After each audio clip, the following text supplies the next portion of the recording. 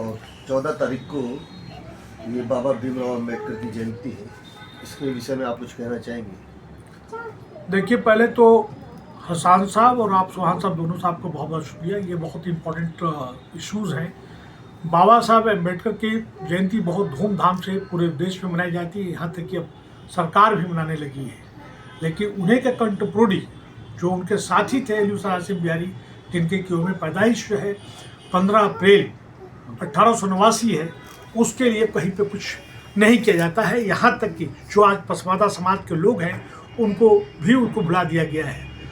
मैं 14 अप्रैल को चाहूँगा कि तमाम देशवासियों जितने भी हैं उनको जो है संविधान बचाओ दिवस के तौर पर मनाना चाहिए, और साथ साथ ये भी नारा देना चाहिए कि दलित एक समान, हिंदू हो या मुसलमान, गरीब जो भी है सब बराबर हैं।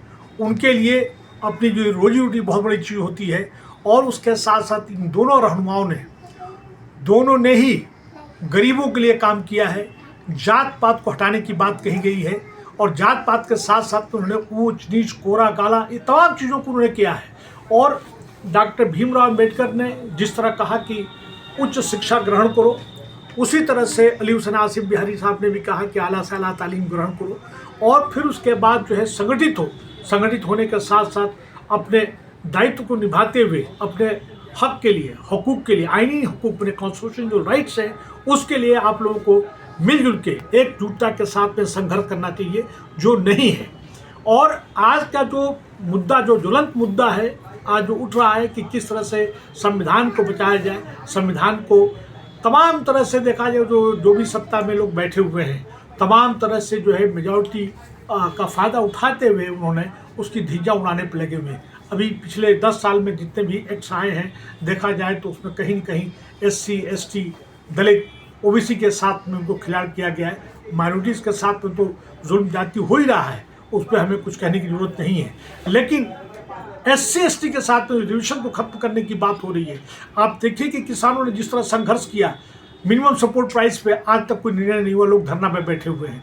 ओल्ड पेंशन स्कीम को ख़त्म कर दिया गया, जबकि यही जो है पार्लियामेंट में या MLA MLC जो बैठे हुए हैं उनका 24% बढ़ोतरी हो रही है। लेकिन आज तक जो है ओल्ड पेंशन स्कीम को लागू करने की कोई बात नहीं कर रहा है, उसके लिए कोई संघर्ष नहीं कर रहा है।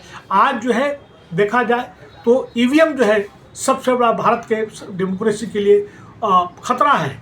EVM से चुनाव नहीं होने चाहिए। उसी तरह से तमाम ऑलमोस्ट सभी पार्टियों ने जो है कास्ट सेंसस की बात कही है, जनजाति जनगणना की बात कही है।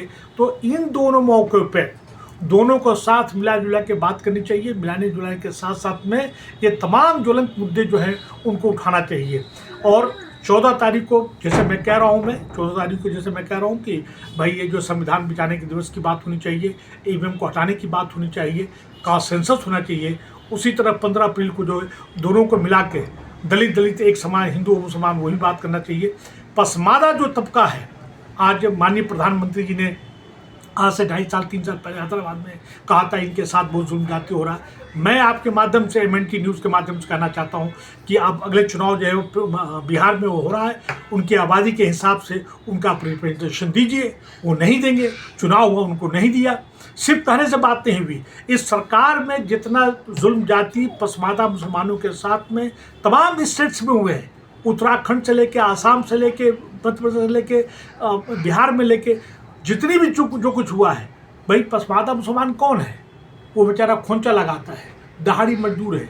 एग्रीकल्चर सेक्टर के साथ साथ तो जो जितने भी मैन्युफैक्चरिंग जो है उसमें है, वो मजदूरी का काम करता है। उनके हक की बात नहीं कर रहा है। आदमी कहता जरूर है लेकिन करता नहीं है, तो उनका भी ख्याल रखना चाहिए। कुल मिला के ये बात कहना चाहता हूँ कि ये दोनों बहुत इंपॉर्टेंट डेट्स हैं, बहुत ही इंपॉर्टेंट हमारे फ्रीडम फाइटर्स हैं, ये देश रत्न हैं। इनको याद करते हुए दोनों को बराबरी का हक मिलना चाहिए। आपका एक बार फिर हसन साहब, सुहान साहब और MNT का बहुत बहुत शुक्रिया। Thank you very much.